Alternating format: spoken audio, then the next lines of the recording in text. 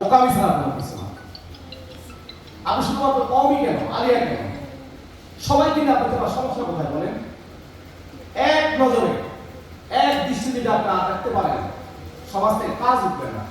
রমজান মাস আসতো, আপনি ইফতারি করতেছেন, পাশে বুড়িমা শুধুমাত্র পানি কিংবা চিরা ভিজিয়ে ইফতারি করতেছে, ভোর রাতে কি যাবে সেই চিন্তা তার মধ্যে নাই। আপনার মধ্যে কি হয় না সেই চিন্তাটা? বিকালবেলা ইফতারি কি দিয়ে শুরু করবে সেই চিন্তাটা কি আপনার হয় না? বন্যা আসছে, রেমাল নার্গিস কোথায় আমরা ভূমিকা না রাখছি?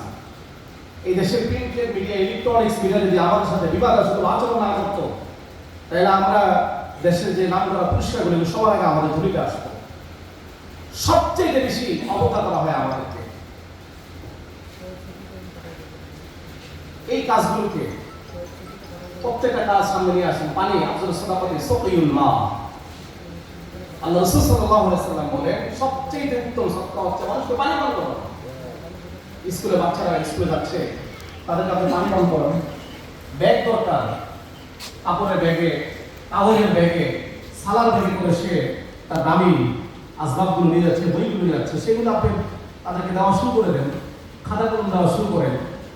10 জন মিলে একসাথে বসে ভাই আমরা 200 টাকা করে চাঁদা দিব, এই চাঁদাটা একসাথে করে একটা কাজ শুরু করে দেন।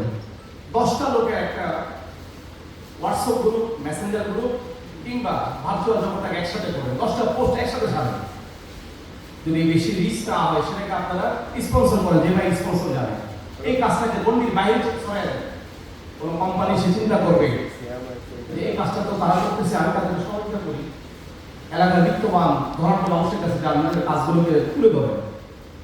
এইভাবে আস্তে আস্তে কাজগুলো যদি না তুলে ধরা হয়, বছরে একবার আমাদেরকে দাওয়াত করবেন, গরু ভাইকে দাওয়াত করবেন, ইমরান ভাইকে সভাপতি বানাবেন, কাজের কাজ কিছুই হবে না। মুফতি আমিন রহমতুল্লাহ আলাইহি নারী নীতি বিরোধী যে হরতাল হয়েছিল, অসংখ্য আলেমের চাকরি চলে গেছে, অসংখ্য আলেম জেলবন্দি হয়েছিল। একজন 6 মাস জেল খাটার পরে যখন নাকি তাকে নিয়ে আসতেছি, তৎকালীন গোয়েন্দারা বলতেছে 10 মিনিটের মধ্যে জেলখানার সামনে থেকে চলে যান, নতুবা আবার অ্যারেস্ট করে ফিরে নিয়ে যাবে। আমি যখন তাকে লালবাগ মাদ্রাসার দপ্তরে নিয়ে আসলাম, হুজুরের সাথে দেখা করার পর হুজুর বলতেছে ওর কি আর কোনো কাপড় চোপড় নাই? কুমিল্লার ছেলে মাওলানা সাইফুল, আমি না হুজুর আমার কাপড় চোপড় নেই, বাড়িতে যাবে ভাড়া, আমি সেটাও নেই। হুজুর তখন খুব কঠিন অবস্থা চলতেছিল, 200 টাকা হুজুরের কাছে অনেক কিছু। হুজুর বললো যে ইয়া করে কাজ করো, তুমি ভিতরে অফিসে বসো, আমি আসতেছি। আমাদের শিক্ষার জন্য আকামেরা কি মেহনত করে গেছেন, নিজের গায়ে পরিপাটি জামা কাপড়গুলো ভিতরে রুমে গিয়ে লঙ্গিটা পরে সেই কাপড়গুলো খুললেন, খুলে বলতেছে এই জামা জোড়া এই ছেলেটাকে দেও, তাকে পড়তে দাও। আমি আপনি কি পড়বেন বলে, আমারটা আমি একটু পরে বাসা থেকে আনিয়ে নিব। আর বাবা 200 টাকা আমার কাছে আছে, আমার কাছে আর টাকা নাই, সবাই তো প্রতিদিনে আসে, কোথা থেকে টাকা পাবো? এখন তো প্রোগ্রাম নিষেধ, ওয়াজ মাহফিল হয় না, আমার কাছে কেউ হাদিয়া তোফা দেয় না। খুব করুণ শুনে মনে হয় আজকে কথা বলতে গিয়ে হুজুর কেটে ফেলবে। হুজুরের পকেট থেকে 300 টাকা বের করে আমার কাছে দিয়ে বললো 200 টাকা তো ভাড়া হয়ে যাবে এশিয়া গাড়িতে, আর 100 টাকা দিয়ে ওর মাকে, বাবা তো নাই, তার মার জন্য কিছু হারিয়ে নিয়ে যেতে বললো। আমি চোখ পানি রাখতে পারতেছিলাম না। আমাদের আজহারের আসলাফা কেমন ছিলেন? হাফিজ ইউসুফ রহমতুল্লাহ আলাইহি খলিফা হাজী আব্দুল কাদের সাহেব ইংরেজি শিক্ষিত একমাত্র খলিফা, ইন্তেকালের আগে স্বপ্ন দেখে জুমার দিন আল্লাহ রাসূল সাল্লাল্লাহু আলাইহি সাল্লাম অপেক্ষা করতেছে সাহাবায়ে কেরামকে নিয়ে যে তুমি আসো, আমরা তোমার সাথে একসাথে জুমা পড়ব। সেই লোক সকালবেলা বাদ ফজর থেকে 10টা পর্যন্ত 4টা বক্তব্য রীতিমতো পড়াশোনা করাইতেন। আজ খুঁজে পান না আপনারা? 4টা বক্তব্যের বারোটা উনি কোরআন পড়িয়ে 10টা থেকে দোকানদারি করতেন। হাফিজুল খলিফা চাঁদপুর শহরে বড় মসজিদ নিচে দোকানদারি করতেন। বেলা 5টার আজান দিছে, আসর আজান, দোকান বন্ধ, ব্যাস। আবার মাগরিব থেকে এশা পর্যন্ত বা আরো কিছু সময় ধরে বিভিন্ন জায়গায় বড় বড় জায়গায় তিনি যেতেন, মাদ্রাসা প্রস্তাব নিতেন, চাল আছে কিনা, কোনো বাড়ির দিকে আচমকা উঠে যেতেন। ভাই কালকে তোমাকে দেখলাম একটা প্যান্ট পরে তুমি যাচ্ছ, তোমার তো ফরজ তরফ হইতেছে, সুন্নত তো বালাই নেই, অন্তত ফরজটা যেন তরফ না হয়, এই লঙ্গিটা তুমি আজকে থেকে পড়বো।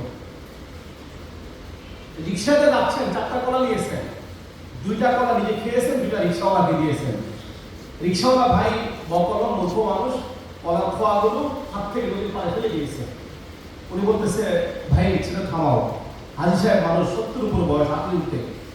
উনি রিক্সা থেকে নেমে বেরিবাদের ওখানে গিয়ে আবার কলার খোয়াগুলো হাতে নিলেন। হাতে নিয়ে বলতেছে রিক্সা চালান। রিক্সাওয়ালা জিজ্ঞাসা করতেছে, হযরত হাজি সাহেব হুজুর, আপনি এই কষ্ট করে এই খোয়াগুলো না উঠালে তো পারতেন। বলতেছে, ভাই তুমি তোমার খাবার খেয়ে নিয়েছো, আমি আমারটা খেয়ে নিয়েছি। আর আল্লাহ তাআলা যে খোসাগুলো রাখছে এগুলো বোবা প্রাণীর হক। এগুলো কার হক? বোবা প্রাণীর হক। কোনো একটা গোয়ালঘরের সামনে যাওয়ার পরে রিক্সা থামিয়ে নিজে দাঁড়িয়ে থেকে বোবা প্রাণীকে 4টা কলার খোসা খাইয়ে আবার রিক্সা মতো উঠছে। আমাদের আকাবিদের ভুই ভুই বলা হয়েছে, কারণ আবু তাহের মাদ্রাসা হুজুর। আল্লাহু আকবার। মাদ্রাসার মধ্যে যা দেখেন, আমি ঈশার ইন্তেকালের পরে আমি যে মানুষটাকে সবচেয়ে বেশি মুরব্বী মানি তিনি হলেন আমার আবু তাহের বাবা।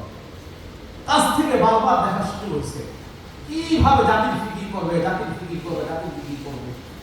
সারাক্ষণ খালি চিন্তা। আমরা গেলেও এই টাকাটা এখানে রেখে যাও, রেখে গেলে অন্তত ওই মানুষটাকে উপভোগ করা যাবে। আমার বন্ধু সামনে বসে আছে, একটা বাড়ি আছে না, ফ্ল্যাট আছে না, কোনো কিছু আছে। আমাদের জীবনগুলো যে কেমন আপনারা জানেন। আল্লাহ রাব্বিল কাবা, মাঝে মাঝে আমাদের বাজার খরচ পর্যন্ত থাকে না। পাহাড়ি এলাকায় ঘুরে ঘুরে ঘুরে ঘুরে মাথার দাম পায়ে ফেলে জীবন বাজি রেখে